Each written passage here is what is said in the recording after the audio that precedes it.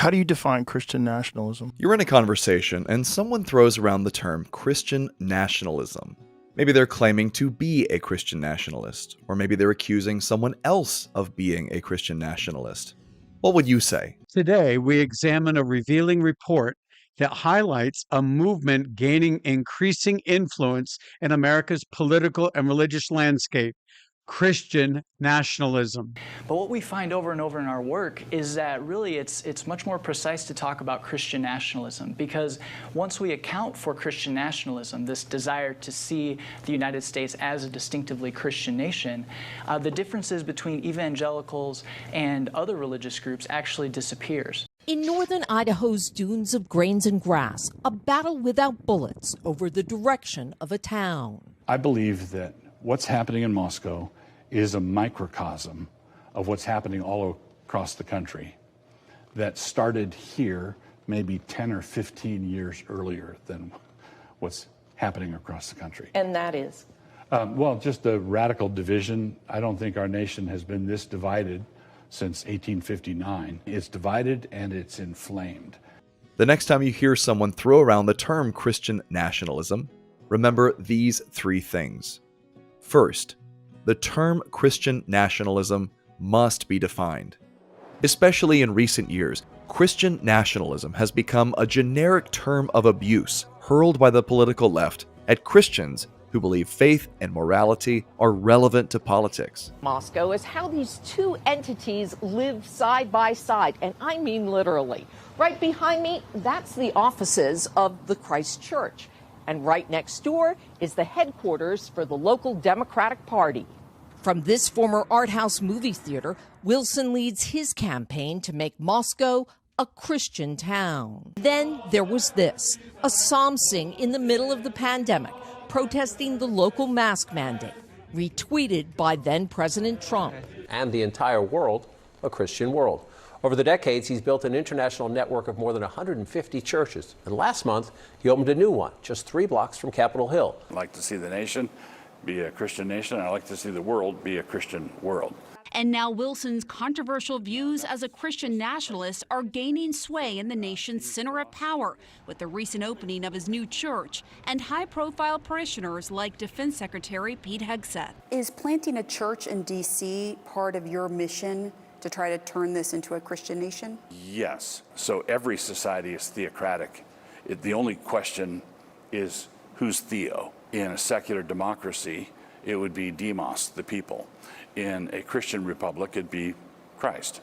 The video you saw earlier introduced Pastor Doug Wilson, a self-described Christian nationalist who openly states his goal to make the United States a Christian nation and the entire world a Christian world. So, his growing network of over 150 churches includes a new congregation just blocks from Capitol Hill, drawing notable political figures such as Defense Secretary Pete Hegseth. So, Wilson's vision is not just personal belief, but a political ambition aligning with broader efforts within government to infuse public policy with a conservative Christian worldview. So the critiques of broader Christian nationalism in Christendom have abounded. They've proliferated. I've got a mild critique. We've been talking about intense stuff. One fear is that the church will become, if the government takes it over, the government mucks up everything it touches. And would you say that there's any danger that if the government and church are one and the same, or that there's an established church, would you say there's any danger that the church will be like the DMV? Yes. Yeah, who wants to worship in a service run by the DMV? Not me. No. So not me. No. So thank you. This is a great question. There's a distinction between theocracy, which every society is. What's the god of the system?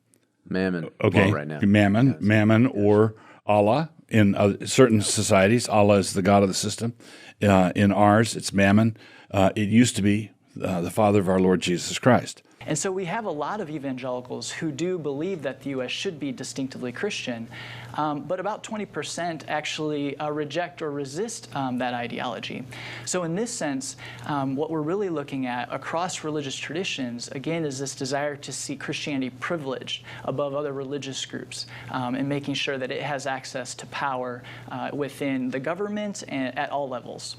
What we want is what the founders envisioned and what for 2 centuries plus made us the greatest nation in the world, and that's a representative constitutional republic, a principled republic based on belief in natural law, the moral awareness that is written on the heart of all people, but it's also written in the 10 Commandments.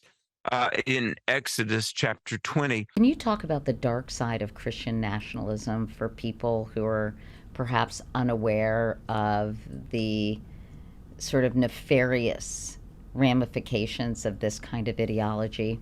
I mean, it's very much about telling people how to live. Second only to Israel under King Solomon, but our nation is worth fighting for. Our nation is worth loving and caring about. And I proudly own the term Christian nationalist. The left can call me that all they want, because I am a Christian and I love the United States of America. And bad news, wokies, millions and millions of others love America too. And we're going to do what we can to be stewards of this blessed nation. Theocracy. It isn't a word you often hear in American politics these days. But given the religious rhetoric coming from some Republican candidates this year, it doesn't feel as far-fetched or hyperbolic as it would have been in the past. Frankly, it feels possible. There are candidates embracing the idea that whatever the First Amendment actually says about the free exercise or establishment of religion, that this wall between church and state should actually come down. And not only that, these folks argue the wall was actually never supposed to be there in the first place. In fact, here's Lauren Boebert. She's a freshman member of Congress from Colorado. She was speaking this summer to congregants. Here's what she said.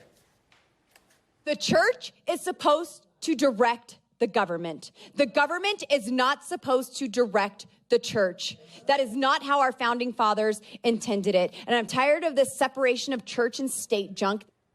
She's not alone. The Republican candidate for governor in Pennsylvania, the nation's 5th most populous state, said this to his supporters. So much for this myth of separation of church and state. That's right. And that's the same position that Michael Peroutka, the Republican nominee for Maryland Attorney General, it's a position he's taken since at least 2014 when he called the separation of church and state, quote, the great lie. And he added, there can be no separation of God from government because he, capital H there, created it. That would have been news to the founders, especially Thomas Jefferson, who was the first of the founders to use the phrase, the wall of separation metaphor, to describe the First Amendment's religious freedom protections. Other Republicans, though, are openly embracing Christian nationalism. We need to be the party of nationalism, and I'm a Christian and I say it proudly. We should be Christian nationalists. In recent years, he's attracted widespread attention online, amassing over 2 million followers on Facebook for his highly controversial political beliefs. The Associated Press said that Joe Biden is president. Ha! He is one of many fundamentalist pastors generating large social media followings by preaching politics from the pulpit. But we shouldn't talk politics and religion. Says who, Satan? American leftists always seem to need a boogeyman. When they're not demonizing MAGA Republicans, they're demonizing Christian nationalists. So what is a Christian nationalist? We're a think tank. We have a policy bent towards us. We have goals that are 1 year, 5 year, 25, 50-year aims. And I would put Christian nationalism and really the desire for Christian nationalism in that bucket. Vote says it's about preserving a Judeo-Christian heritage through sound public policy decisions. I do believe that America has been, should be, and I hope it to be someday a Christian nation that affords religious liberty to everyone. The label Christian nationalism is often heard in media and political circles, and this election year you're going to hear a lot about this. Depending on the source, attempts to define the term paint it as more ominous than ever before. Well, CBN's chief political analyst David Broden Brody brings us the story. Since Donald Trump's entry into politics began with a ride down the Trump Tower escalator almost 9 years ago, the presidential candidate spoke directly to evangelical Christians, and many responded in kind. In 2024, not much has changed. We have to bring back our religion. We have to bring back Christianity in this country. This unholy marriage of religion and politics is the narrative of American Christian nationalism. That's no doubt a phrase you've seen and heard a lot of. It's an ideology that believes that the US was always intended to be a Christian nation, that it's backslidden into horrid liberal secularism, and that it desperately needs to be reclaimed by Christians and rededicated as a nation for God. And these aren't fringe beliefs either. According to the Pew Research Center, 60% of Americans believe that the founders intended the country to be a Christian nation. 45% believe that it should be one today. And of that 45%, more than half believe that the Bible should influence US law and take precedence over the will of the people. Christian nationalism is the framework that animates these ideas. It's been diagnosed as one of the key components in Donald Trump's victory in 2016. It's been cited as one of the ingredients that led to January 6th. It's no doubt going to play a big role in the 2024 election. We've got prominent Republicans self-identifying as Christian nationalist. Lauren Boebert is literally calling for the dissolution of the separation between church and state. That is not how our founding fathers intended it. And I'm tired of this separation of church and state junk that's not in the Constitution. It was in a stinking letter, and it means nothing like what they say it does. In the summertime, the church holds an event they call Freedom Sunday, a patriotic service blending piety and politics. Imagine a cross between Easter and the 4th of July, where congregants are decked out in red, white, and blue, wave American flags, cheer at indoor fireworks, and worship to the battle hymn of the Republic just as they would with any traditional hymn. In 2020, the annual service climaxed with Pastor Robert Jeffress preaching to the congregation a sermon titled "America is a Christian Nation," in which he spoke out against the idea that the Founding Fathers intended the country to be a secular nation without religious influence, with church and state totally separate. Let's talk about the two billionaires that I think basically control state government here in Texas. And I don't know if you or even your listeners necessarily know about them. It's two billionaires from West Texas. Their names are Tim Dunn and Ferris Wilks, Dunn and Wilks. But they made their money in oil and gas, but they are also Christian nationalist pastors. Oh. Which, billionaire pastor, you would think that's an oxymoron. But on Sunday mornings, these two billionaires, they preach at these far-right churches, and they've got very extreme views. They don't think anybody who's not a Christian should serve an elected office. Whoa. In fact, you can look this up. Don't take my word for it. Do your own research. But they told the former Republican Speaker of the Texas House, a guy named Joe Strauss from San Antonio, that he didn't have a right to be Speaker because he's Jewish. And that's a Republican.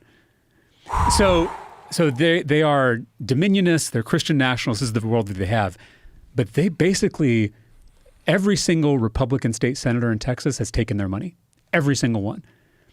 A majority of the Republicans in the state house have taken their money. And for some of those lawmakers, a majority of their total campaign contributions come from just these two guys. Like they increasingly run this whole government here in Texas. And you ask where the Ten Commandments bill comes from. You ask where that school counselor chaplain bill comes from, the voucher bill, the abortion ban.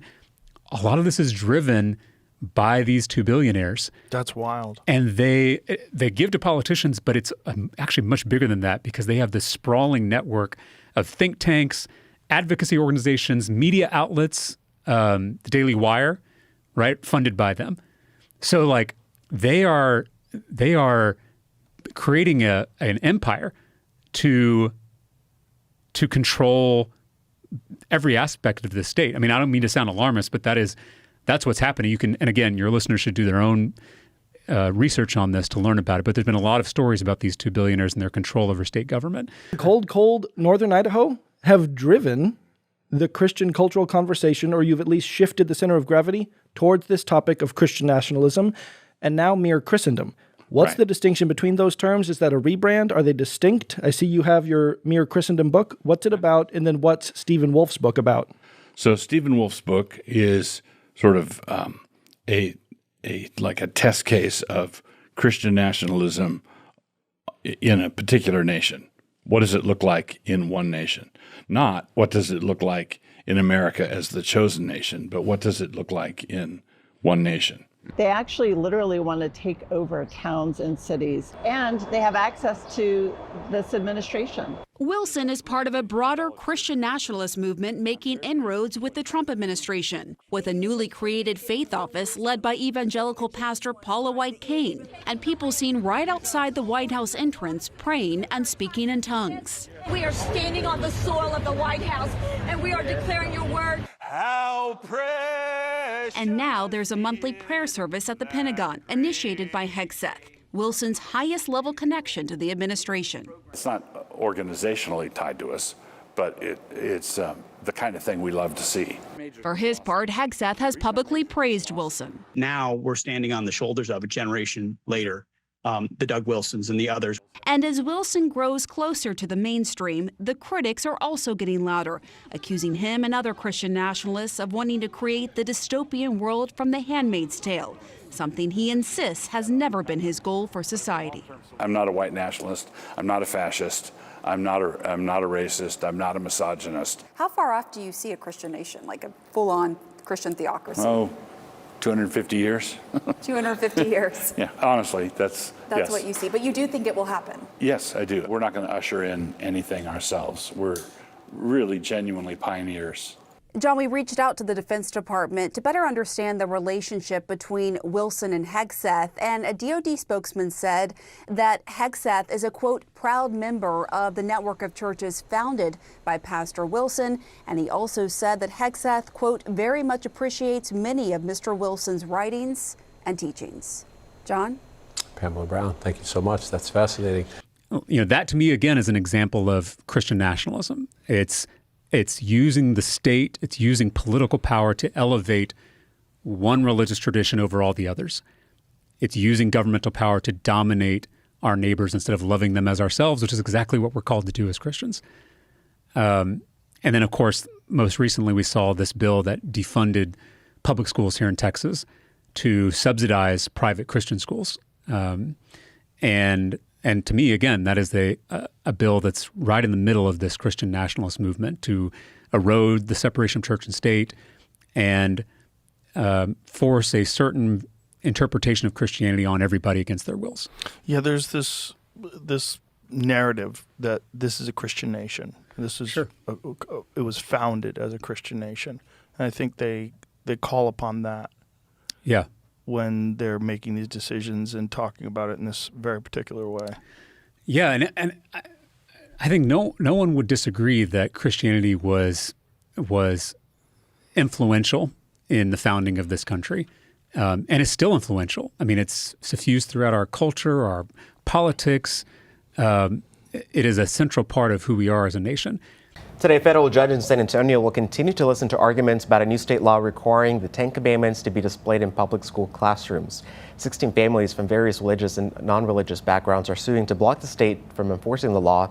It's set to go into effect September 1st. And the ACLU filed a lawsuit. All right, we are moving to this. We follow more breaking news where a Texas federal judge has blocked the state from requiring public schools to display the 10 Commandments in every classroom. The judge noted the posting the commandments would likely prompt questions from students that teachers might feel forced to answer. The ruling stops the law from going into effect on September 1st. Now, the case is expected to continue and could eventually go to the U.S. Supreme Court. The key player here is Constantine. In 321, he calls the Council of Nicaea. He begins to favor Christianity. He doesn't make it the official religion of the empire. That comes later. But he does favor it. He wanted Christianity to help unify the empire. But 300 years after that, after the Roman Empire crucified Jesus, Emperor Constantine made Christianity the official religion of that very same empire, the same empire that crucified Jesus. So this is 300 years later, and now Christianity is the official sponsor of the empire, of Western civilization. Do you think Constantine was a Christian, like legitimately, or do you think that he was using it?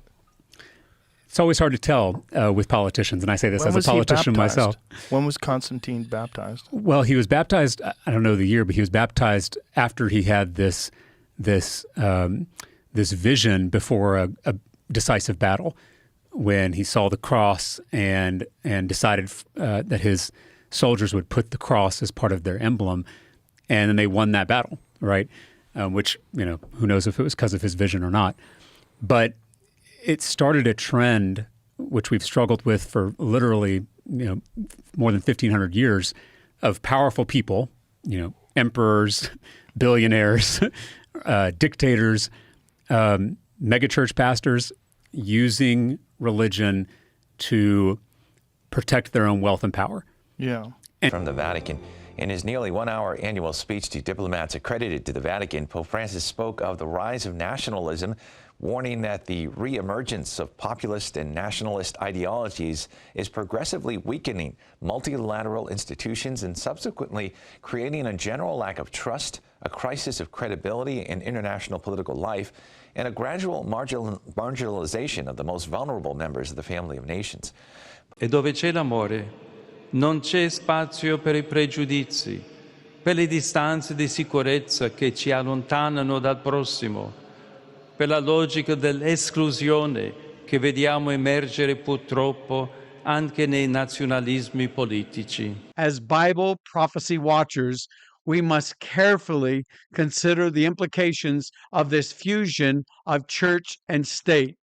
So, the rise of Christian nationalism in America. Christian nationalism has rapidly moved from the fringes to the heart of political power. Recent gatherings in Washington, D.C. have seen hundreds of thousands rallying openly with chants that America must be ruled by a Christian God. This movement blends evangelical Christianity with far-right political activism, seeking to align government laws and policies with their interpretation of biblical principles.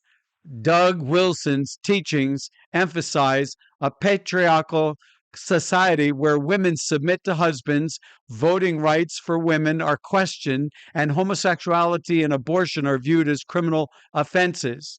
So, these views, once considered extreme, now find more acceptance among influential Republican leaders. The Trump administration's creation of a federal faith office to address alleged anti-Christian bias exemplifies the merging of government and religious interests. Wilson's network of churches, businesses, and schools operates as a community working toward this vision, and his growing ties to administration officials suggests this is more than rhetoric. It is a strategic movement gaining momentum in Washington. In the aftermath of those events, many news organizations took a closer look, resulting in stories such as the growing danger of Christian nationalism that's rooted in political power and even violence. Georgetown professor Paul Miller wrote the book, What's Wrong with Christian Nationalism? A new Public Religion Research Institute poll shows roughly 3 in 10 Americans qualify as Christian nationalist adherents or sympathizers. But in that specific survey, the criteria cites someone as a Christian nationalist if they believe the following: that the government should declare America a Christian nation, laws should be based on Christian values, that we will not have a country anymore if America moves away from our Christian foundations, being Christian is an important part of being truly American, and that God has called Christians to exercise dominion over all areas of American society. Well, long before Trump, these Christian nationalists have been playing a decades-long game. Yeah, so I don't want a perfectly free market. I want the state first. I want the state to be Christian, which we currently don't have. And separation of church and state, that's fine. But separation of Christ and state, no way. Dangers of right-wing Christianity. That's what this movement is. They have played a marathon, not a sprint, and now they're in power, and they use Trump. It also threatens religious freedom for Christians as well. because a government-sponsored religion has never been a good thing for religion or religious liberty. Government is uniquely ill-qualified in matters of religion. And so no matter our religious belief, we as Americans should not want the government to promote our religion. And Christian nationalism argues for just that. It argues for a privileged place for Christianity in American society. And it argues that to truly belong as an American, one must be Christian and have a particular Christian viewpoint. Remember when Trump ran in 2016, a lot of the mainline evangelicals wanted nothing to do with the divorced, real estate mogul who had cheated on his wife and with a porn star and all of that, right? So what happened was he was surrounded by this more extremist element. You're going to hear words like Christian nationalism, like the new apostolic reformation. These are groups that you should get very schooled on, because they have a lot of power in Trump's circle. And the one thing that unites all of them, because there's many different groups orbiting Trump, but the thing that unites them as Christian nationalists, not Christians, by the way, because Christian nationalists is very different, is that they believe that our rights as Americans, as all human beings, don't come from any earthly authority. They don't come from Congress. They don't come from the Supreme Court. They come from God.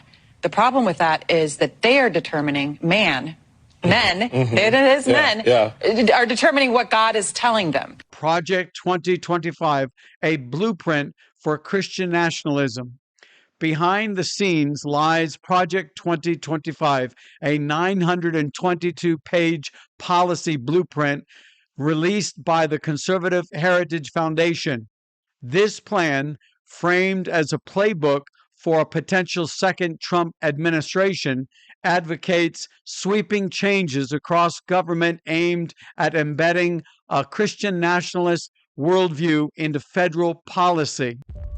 The United States Army ramps up activity. The White House issued warnings to the Western forces as well as the Florida Alliance. The three-term president assures the uprising will be dealt with swiftly.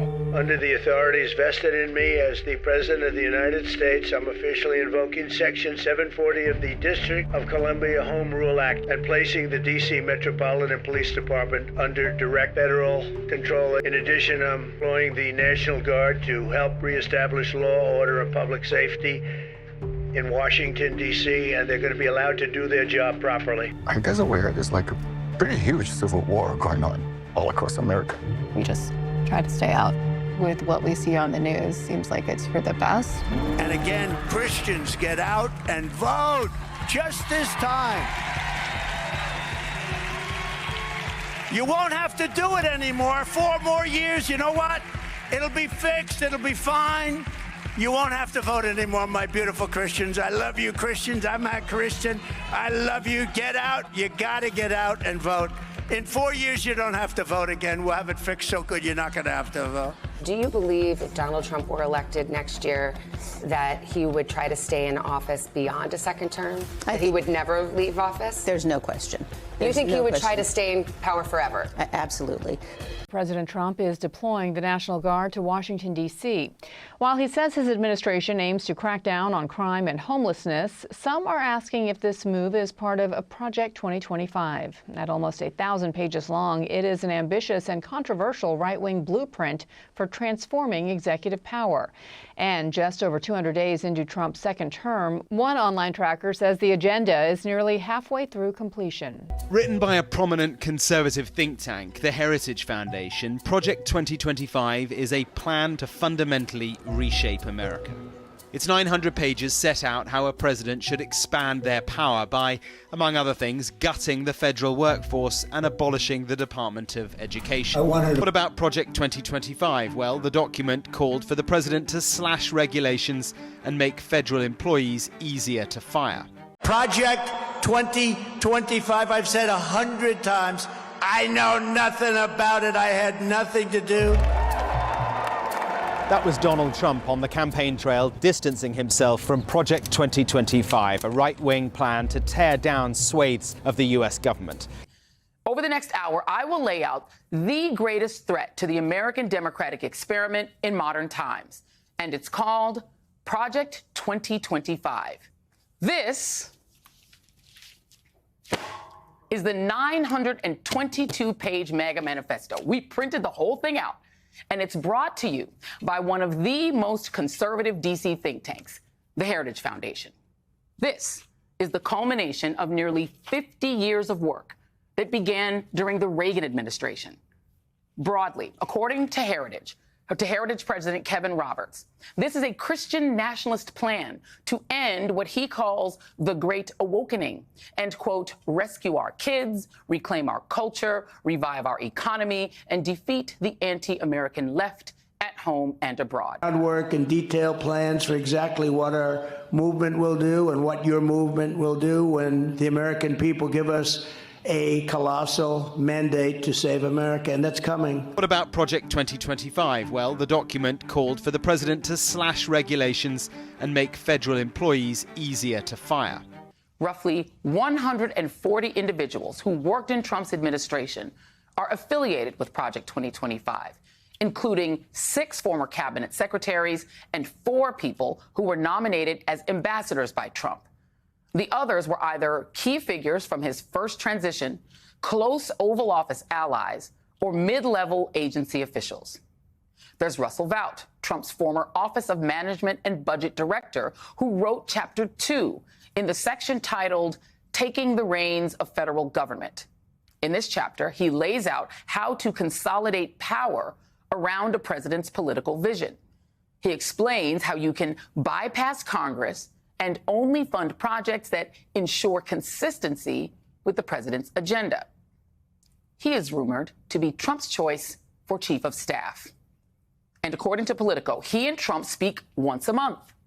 Vought hopes his close relationship with Trump will elevate Christian nationalism as a focal point of a second Trump administration. Then there's Roger Severino, a former Trump administration DOJ official, who wrote Chapter 14, about the Department of Health and Human Services and how to restrict abortion access across the country. Lately, former President Donald Trump and his campaign, fearful of how unpopular Project 2025 is, have claimed they have nothing to do with it. I don't know what that is. It's Project 25. He's involved in Project, and then they read some of the things, and they are extreme. I mean, they're seriously extreme. But I don't know anything about it. I don't want to know anything about it. Yeah, but that's not the complete picture. Here is Trump promoting the Heritage Foundation and their little project just 2 years ago. This is very significant. Analysts describe Project 2025 as authoritarian and religiously exclusive, with explicit calls to dismantle or reshape federal agencies, prioritize faith-based funding, and enforce broad religious exemptions. These include allowing religious schools to ignore accreditation, rules that conflict with their faith mission, and permitting healthcare providers to refuse services on moral grounds. Then there is Trump's running mate, Senator J.D. Vance, a self-described radicalized Republican who is a champion of Kevin Roberts and his plan to turn the Heritage Foundation into the de facto institutional home of Trumpism. Here you see Vance and Roberts together on a panel last year at an event hosted by the Intercollegiate Institute, which is a conservative organization for college students. This particular discussion was about regime change and the future of liberalism. Guess what else? Kevin Roberts has a book coming out in September, and J.D. Vance wrote the foreword to that book, in which he praises Roberts' vision for America. He also wrote, "We are now all realizing that it's time to circle the wagons and load the muskets. In the fights that lay ahead, these ideas are an essential weapon." Vance's current political ideology lines up pretty succinctly with that of Project 2025, and his backing of Kevin Roberts, along with his frequent appearances on Tucker Carlson's talk show, might explain why he is on the Trump ticket. This clip from his Senate campaign run might also have helped too. I think that what Trump should do, like if I was giving him one piece of advice, fire every single mid-level bureaucrat, every civil servant in the administrative state, replace them with our people. Yeah, I mean, I think One striking feature of Project 2025 is its treatment of the Sabbath. The plan declares on page 589, quote, God ordained the Sabbath as a day of rest. And until very recently, the Judeo-Christian tradition sought to honor that mandate by moral and legal regulation of work on that day. It then proposes on this page, Congress, quote, Congress should encourage communal rest by amending the Fair Labor Standards Act to require that workers be paid time and a half for hours worked on the Sabbath. That day would default to Sunday, except for employers with a sincere religious observance of a Sabbath at a different time, Friday sundown to Saturday sundown. The obligation would transfer to that period instead. So, this proposal echoes the biblical principle found in Exodus 20, 8-11. Remember the Sabbath day to keep it holy. 6 days you shall labor and do all your work, but the seventh day is the Sabbath of the Lord thy God. It's the Lord's day. In it thou shalt not do any work. For in 6 days the Lord made heaven and earth, the sea, and all that is in them, and rested the seventh day. Wherefore the Lord blessed the Sabbath day and hallowed it, or made it holy. Here, God's commandment clearly establishes the seventh day as a sacred rest period, a principle that modern Sunday enforcement policies directly challenge, raising important questions about religious liberty. So, Sunday laws, history, and modern echoes. Sunday laws or blue laws are not a new American invention. They date back to the early centuries of Christianity, notably the Council of Laodicea in AD 364, which forbade Christians from Judaizing by resting on the biblical Sabbath, Saturday, and instead mandated honoring Sunday as the Lord's Day, as they were interpreting it. So, the Catholic Church codified this tradition in canon law with Canon 1247, declaring Sunday Mass attendance a grave obligation. Many Catholic majority nations still enforce Sunday rest laws today. For example, Poland enacted laws limiting Sunday retail activity endorsed by Catholic bishops to strengthen family life and promote worship. Polish President Andrzej Duda signed into law a bill that largely limits trade on Sundays, saying it will benefit employees' family life. The legislation worked out by the conservative government and the Solidarity Trade Union is expected to draw protests from large Western supermarket chains that are the main target of the law. A large part of their profit is earned on weekends, when many do their big weekly shop. Critics say some of them make employees work long hours for modest pay. Duda said big traders will need to adjust their practices to the new system and ask them for understanding. The Christian world is remarkably united when it comes to honoring the first day of the week as the day when the Lord is to be worshipped. But when it comes to our theology of it, we are all over the road. In the United States, most blue laws have been repealed, but some remain, such as restrictions on Sunday business hours in North Dakota. Studies show these laws support higher church attendance and charitable giving, reinforcing the social importance of Sunday rest. So, the Catholic Church's role and ecumenical alliance risks. The Catholic Church's emphasis on Sunday rest and worship forms an important backdrop for understanding modern Sunday law movements. Catholic leaders have praised Sunday laws for promoting family cohesion and societal moral health, yet Project 2025's broader policies often conflict with Catholic social teaching on human dignity, immigration, and welfare. Despite disagreements, the shared support for Sunday law observance between Catholic authorities and evangelical Christian nationalists represents a powerful ecumenical alliance. This convergence sets a prophetic stage where historic Protestant Catholic tensions over Sabbath and Sunday observance could give way to united enforcement of Sunday worship by civil law. Biblical prophecy, the union of church and state. The Bible warns about a future union of religious and civil power that will enforce worship laws.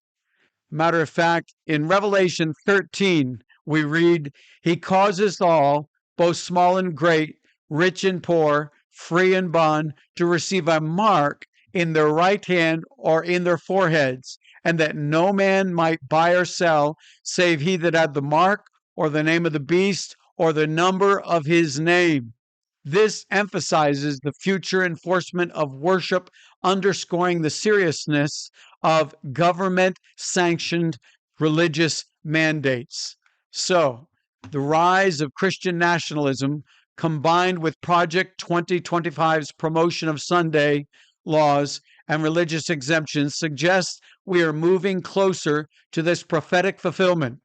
This enforced worship will conflict with God's true Sabbath commandment and conscience rights, leading to a greater crisis. A call to vigilance and faithfulness. Believers are called to spiritual vigilance. In Revelation 14:12 reminds us of, here is the patience of the saints. Here are they that keep the commandments of God, that includes the Sabbath, and the faith of Jesus. So in these times, maintaining faithfulness to God's commandments, including honoring the seventh-day Sabbath, is central to our witness. As the pressure mounts for enforced Sunday worship, we must stand firm in biblical truth, defend religious liberty, and be prepared to witness boldly. This is a time for prayer, discernment, and courage. The prophetic clock is ticking. The forces pushing for a Christian nationalist theocracy and Sunday law enforcement are growing stronger. But God's people are called to remain faithful and true. Thank you for watching Amazing Prophecies. Share this urgent message with your family and friends. Stay informed, stay prayerful, and watch for further updates on these unfolding prophetic events. May God bless you richly as you remain vigilant in these critical times.